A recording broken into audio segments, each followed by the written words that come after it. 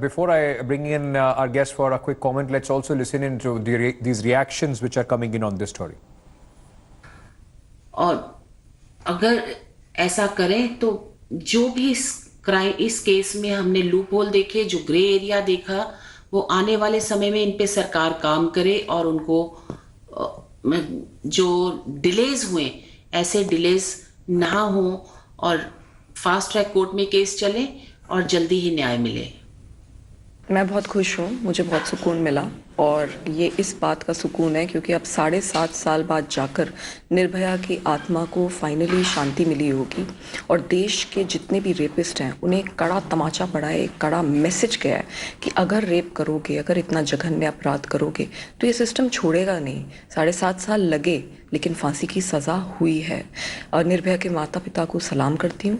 साथ में मुझे लगता है कि देश को अब तो जागना चाहिए, सरकारों को जागना चाहिए। 7.5 साल नहीं लगने चाहिए थे। Finally, the rapists of Nirbhaya have been hanged at 5:30 a.m. I think it is a great victory of justice. It exposed the criminal justice system. It exposed the loopholes, the manner in which the case was delayed by 7 years. But nonetheless, I think it's a great moment in the history of India that finally the deaths have been executed. Also, it has sent a strong message to the country. It has sent a strong message to the criminals.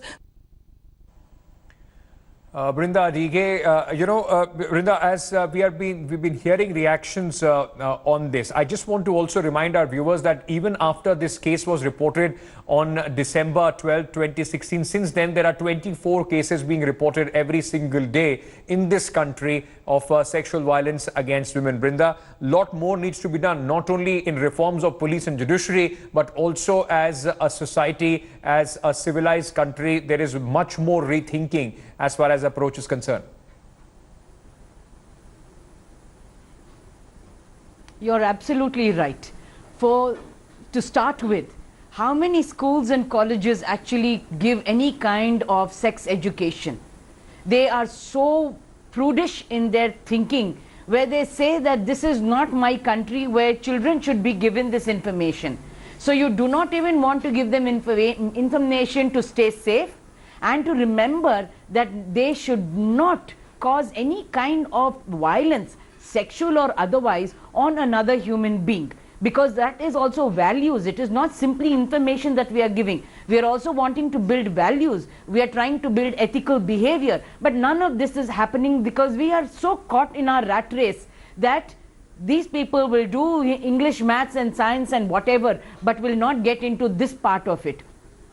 The other bit is, even today, all our institutions, all our state agencies look at rape from a patriarchal lens. And that is why it becomes important that the people who are there to deliver services, whether it is the service of registering the FIR properly without loopholes and fighting a case. In this particular case, we have seen the public prosecutors have not been any great additional value addition to this. It has been SEMA over there. So like you mentioned, 24 cases every day. What is happening with those cases vis-a-vis the public prosecutors? Do these cases have the resources to even fight the system? Yes. Because the system continues to look at it like this. Yes. And justice cannot be given if you are not changing the system completely. Absolutely. Kapil Sakla, you were mentioning that very important point as the court is also looking within. All these procedures of convicts in the same case to be hung together, all this has been used as a loophole as far as the delay in the case was concerned.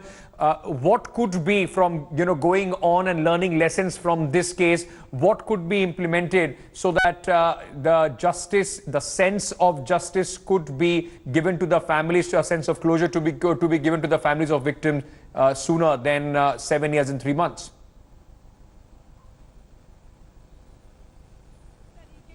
You see, I've been a defense lawyer for more than 2 decades now, and it is the burden is upon me to represent the accused in a number of matters. And what I see in most of these matters are twofold. One, unfortunately, the system is being misused by unscrupulous people to file false rape cases that slow down the system. So something should be done.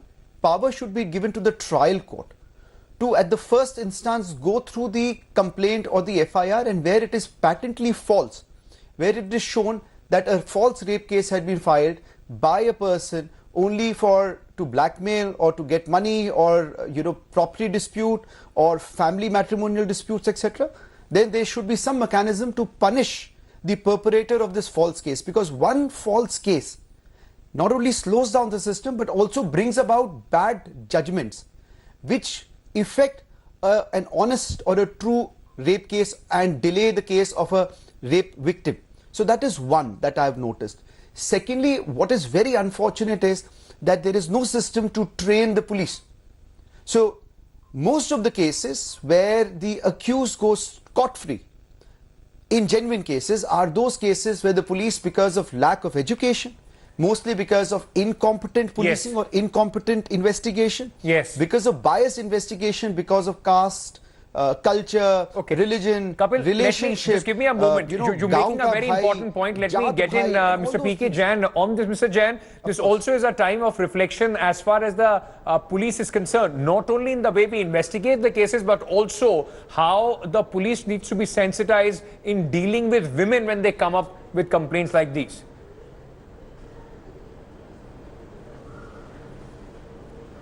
See, I agree with you, because in our system, generally there are no trainings once a guy passes out from the training institution in the beginning of the career.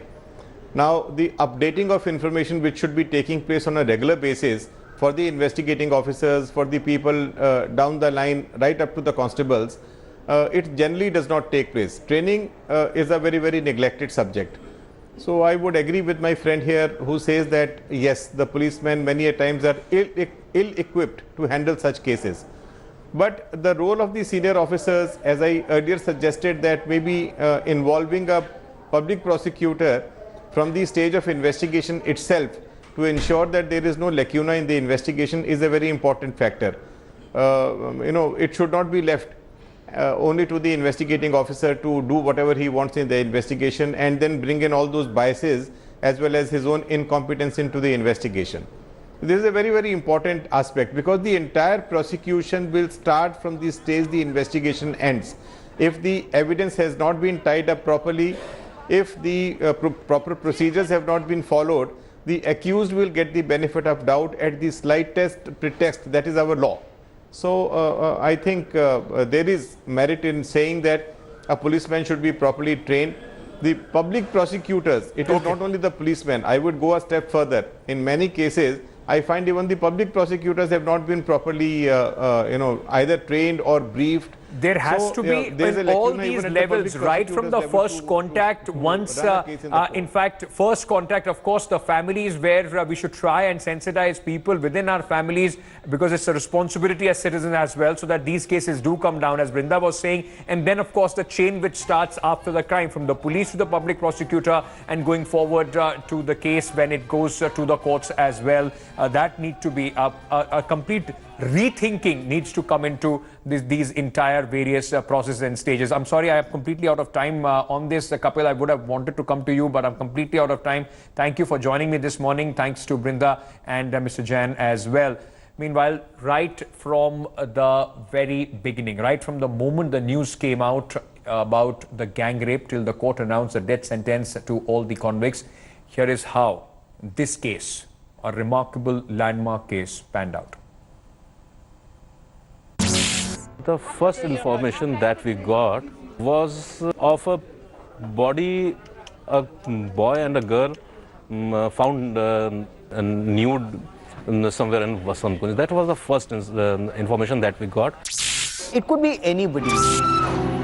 Primarily, when the incident happened, it wasn't so big, because sitting on Sun, we at least get inputs from 50 bureaus every day. And getting an incident of rape is a routine thing for us. But on 17th morning, when we reached Vasant police station, I spoke to the investigating officers and few other cops who were present. And these hardened cops, those who have seen many rape cases, murder, other brutal cases of crime in the capital, they said that they had tears in their eyes when they were writing the FIR, when they were preparing the report. In our newsroom, we thought this was a moving bus. A girl had been gang raped and thrown out. And you know, through the night, all those gory details started pouring in. And I think by midnight that night, we at Headlines Today, all of us, you know, who had decided about next day's coverage, had decided that this is going to be a really big story. We had no clue about the anger that was, you know, going to spill out onto the streets in Delhi.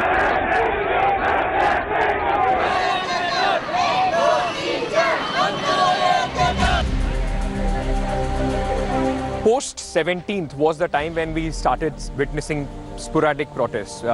It started first at Sabdating, in fact, where the girl was admitted. On 18th and 19th, there were several attempts, several groups, women organizations, student groups, especially the people from the JNU.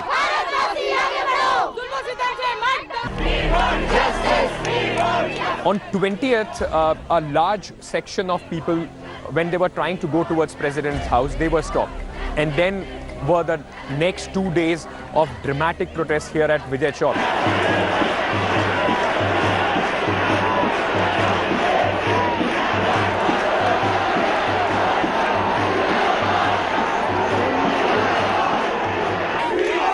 The establishment, courts, everyone, you know, the system in general was spooked because for the first time this wasn't a movement that had a face, it didn't have an identity.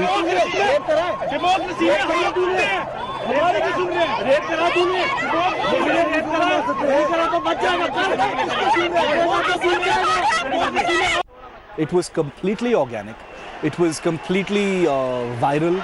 This was, you know, people who didn't have a leader. It was just thousands of people in Delhi, from Haryana, from outside, who just converged on the city to express their anger.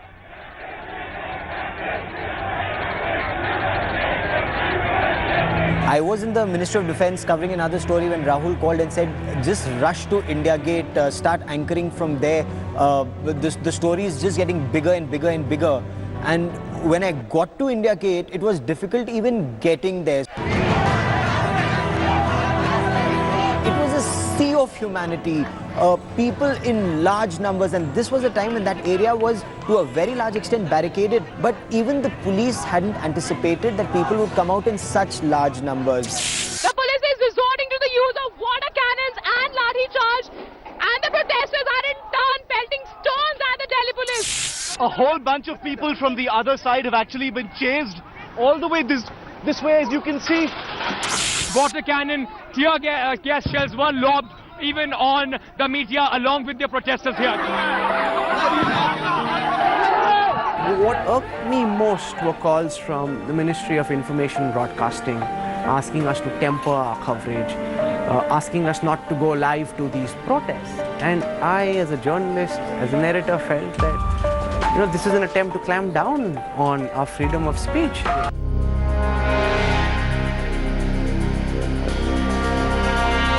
I remember on the night of the 29th, my colleague Ankit called me and he told me, you know, they're going to officially announce it. We both knew what officially announcing it was, that Jyoti's dead. I went off to sleep. But what really hit me was the morning after.